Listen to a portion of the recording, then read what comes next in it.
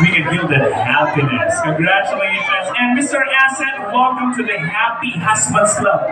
You're here, Brian. Welcome to this house. You look amazing today. So ano yung pakiramdam nyo na ito na this is really happening after how many months of planning? Kayo dalawa ay ganap ng pinag-isa. At this moment, together with all of these people na nagmamahal sa inyo, so would you please give him the microphone? Mr. Asset, ano yung pakiramdam mo na? Get it? Okay, tell us how you feel.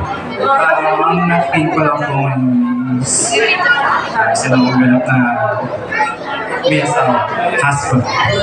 So, ito naman is napaganda mo na. Kasi naiwasan mo yung mga barkada. Ngayon, diba, kumbaga workaholic na ako. Binigay ko na lahat ng time sa asawa ko na ito.